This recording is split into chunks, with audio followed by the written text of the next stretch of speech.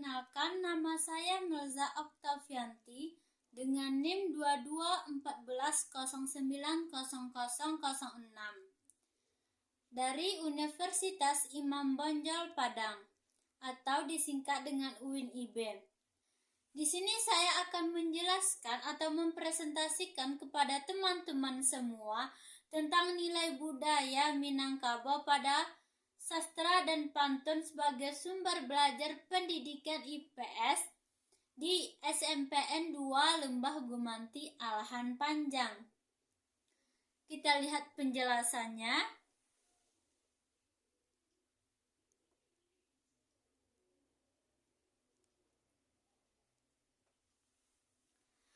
Yang pertama adalah latar belakang penelitian. Semakin majunya zaman dapat mempermudahkan kebutuhan masyarakat atau memperluas wawasan, baik dari segi pendidikan, teknologi, dan wawasan informasi budaya lebih dalam. Namun, itu juga membawa dampak negatif dan juga positif. Salah satu dampak negatifnya adalah seiring perubahan zaman juga mempengaruhi rendahnya pemahaman peserta didik terhadap kebudayaan lokal, sebab para generasi muda kadang lebih mengenal kebudayaan luar ketimbang kebudayaannya sendiri, terutama di Sumatera Barat kebudayaan Minangkabau. Masalah selanjutnya semuanya yaitu adalah minimnya pengetahuan peserta didik terhadap sastra. Bukan hanya pada kebudayaan lokal, para anak-anak muda juga saat ini pengetahuannya juga dikatakan rendah dalam hal sastra. Mungkin bisa kita tanya bagaimana atau sejauh mana pengetahuan mereka terhadap sastra. Ada sebagian yang tahu dan ada juga sebagian yang tidak tahu. Itu adalah dampak dari globalisasi atau dampak negatif perubahan zaman. Globalisasi memang adalah bentuk kemajuan suatu negara. Hal ini sangat baik, namun juga membawa dampak negatif, yaitu seperti yang sudah kita bahas sebelumnya. Para peserta didik tidak akan menganggap belajar pantun adalah hal yang menyenangkan atau keren. Mereka malah akan mempunyai pandangan sebaliknya kalau belajar pantun atau sastra itu sudah ketinggalan zaman. Kita lihat teman-teman rumusannya, masalahnya yang pertama. Bagaimana pengetahuan siswa terhadap sastra dan literasi budaya Minangkabau? Yang kedua, bagaimana nilai-nilai yang terkandung dalam pantun sebagai sumber belajar pendidikan atau sumber belajar bagi peserta didik. Yang ketiga adalah bagaimana pengaruh globalisasi dapat mengurangi minat belajar peserta didik terhadap pantun dan juga sastra di Minangkabau. Adapun tujuan penelitiannya itu untuk mengetahui pengetahuan siswa terhadap sastra dan literasi budaya di Minangkabau. Yang kedua, untuk mengetahui nilai-nilai budaya yang terkandung dalam pantun sebagai sumber belajar bagi peserta didik.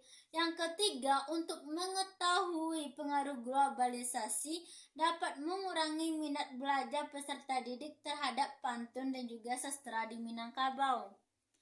Adapun manfaat penelitiannya, manfaat teoritis adalah diharapkan dapat menambah dan memperkaya khazanah ilmu pengetahuan dalam pengajaran bahasa dan sastra Indonesia khususnya di Minangkabau. Adapun manfaat praktis yaitu manfaat bagi peserta didik dapat mengenal lebih dalam kearifan lokal, menambah wawasan dalam menemukan kearifan lokal yang terkandung dalam pantun dan juga sastra. Yang kedua, manfaat bagi pendidik, menjadi upaya bagi mereka untuk mengenal lebih dalam tentang kebudayaan pantun yang ada di Minangkabau, sehingga nantinya mereka, para guru atau para pendidik dapat menjelaskan lebih leluasa kepada peserta didik atau siswa bagaimana sih pantun dan juga sastra di Sumatera Barat atau di kebudayaan Minangkabau. Kita masuk semuanya pada landasan teori. Yang pertama, saya tidak menjelaskan keseluruhan, tetapi saya akan menjelaskan secara ringkas saja atau singkat. Yang pertama itu poin pentingnya itu kita harus mengetahui tentang pengertian dari sastra atau untuk mengenal lebih dalam bagaimana sih sastra itu di Minangkabau. Sastra memiliki peran penting dalam penanaman karakter. Sastra memiliki nilai-nilai didaktis yang dapat diwariskan dari generasi ke generasi. Sastra bukan hanya karya yang estetis, tetapi seperti yang saya jelaskan tadi, ia juga bisa sebagai penanaman nilai-nilai karakter terhadap individu seseorang. Yang kedua, pantun. Konsep pantun atau pepatah petitih yang di dalamnya terdapat nilai-nilai yang secara teoritis itu nilai yang digunakan dalam masyarakat. Orang Minangkabau belajar dari kenyataan lingkungan kehidupan sehari-hari. Ada kalanya pepatah dan petitih disampaikan dalam bentuk pantun. Pantun itu banyak pembagiannya. Ada pantun nasihat, pantun teka-teki, pantun jenaka, ataupun ada sebuah pantun untuk sindiran, ataupun pantun untuk menyampaikan perasaan. Yang selanjutnya itu penelitian terdahulu. Saya ambil penelitian yang dilakukan oleh Damas Aristi Sisvarenza 2013 dengan judul skripsinya yaitu Ajaran Islam pada Pantun Adat Minangkabau. Yang kedua, saya ambil dari penelitian artikel milik jurnal Metasari, Gusneti dan Sofiani berjudul Nilai-nilai Pendidikan Karakter dalam Pantun di Minangkabau. Kerangka berpikirnya, yang pertama ada nilai-nilai kebudayaan, yang kedua masyarakat Minangkabau, yang ketiga pantun dan juga sastra, yang keempat atau yang terakhir adalah hakikat pembelajaran IPS. Selanjutnya bab 3. Jenis penelitian ini berdasarkan jenis penelitian deskriptif atau keseluruhan. Menurut Yusuf, penelitian kualitatif merupakan strategi inquiry yang menekankan pencarian bermakna, konsep, karakteristik fenomena, bersifat fokus dan multi metode alami dan holistik, menggunakan kualitas dan disajikan secara naratif. Tempatnya yaitu berada di SMPN 2 Lembah Gumanti, Alahan Panjang yang terletak di Kabupaten Solok. Jenis dan sumber data. Yang pertama itu sumber datanya itu saya ambil dari buku ataupun perpustakaan daerah yang ada di SMPN 2 Lembah Gumanti, ataupun karya sastra lokal seperti puisi, cerpen, ataupun novel yang memuat nilai-nilai budaya Minangkabau. Yang kedua itu saya ambil dari wawancara.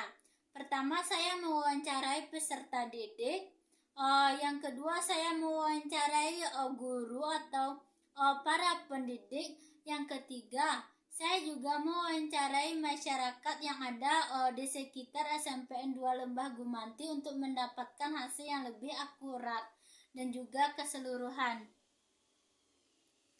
Analisis data. Yang pertama itu pengumpulan data. Menurut Sugiono, kegiatan utama dalam setiap peneliti adalah pengumpulan datanya. Pengumpulan data dilakukan dengan observasi dan wawancara mendalam serta studi dokumentasi. Lalu selanjutnya ada reduksi data. Reduksi data adalah bagian dari analisis yang menjadi satu kesatuan.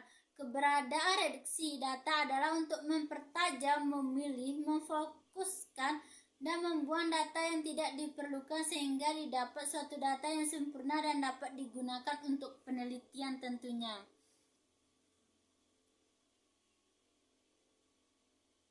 Selanjutnya, keabsahan data. Di sini saya akan menjelaskan sedikit keabsahan data. Triangulasi sumber dilakukan dengan membandingkan atau mengecek balik derajat kepercayaan suatu informasi yang diperoleh melalui waktu dan alat yang berbeda dalam penelitian kualitatif. Yang pertama itu membandingkan data hasil pengamatan dengan data hasil wawancara.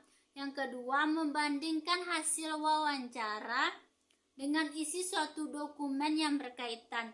Dalam penelitian ini, ketekunan pengamatan dilakukan untuk menemukan isu yang sedang dicari dan kemudian mampu menguraikan secara terperinci. Triangulasi yang digunakan peneliti dalam penelitian adalah triangulasi sumber dan triangulasi metode. Sebab dalam pengumpulan data, penelitian ini memperoleh data dari berbagai sumber. Seperti yang telah saya sebutkan tadi, ada wawancara, observasi, dan juga penelitian langsung ke lapangan. Adapun instrumen penelitiannya, yang pertama sebenarnya di sini banyak ya untuk instrumen penelitian, tetapi saya tidak menjabarkan keseluruhan. Yang pertama kita lihat secara ringkas upaya yang dilakukan untuk menerapkan nilai-nilai kebudayaan. Yang kedua adalah kegiatan yang diterapkan di sekolah guna meningkatkan pemahaman pantun dan sastra oleh peserta didik. Oke semuanya, sekian seminar proposal saya tentang nilai kebudayaan, pantun, dan sastra sebagai sumber belajar pendidikan IPS di SMPN 2 Lembah Gumanti. Memang perubahan zaman itu membawa dampak negatif dan juga positif. Namun pesan saya untuk generasi muda, sebaiknya kita lebih mengenal kebudayaan kita sendiri ketimbang kebudayaan dari luar. Sebab siapa lagi yang akan menjelaskan atau melestarikan kebudayaan kita kalau bukan kita sendiri?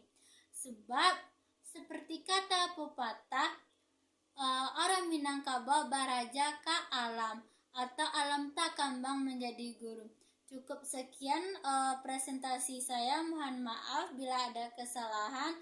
Saya akhiri dengan pembacaan alhamdulillah. Assalamualaikum warahmatullahi wabarakatuh.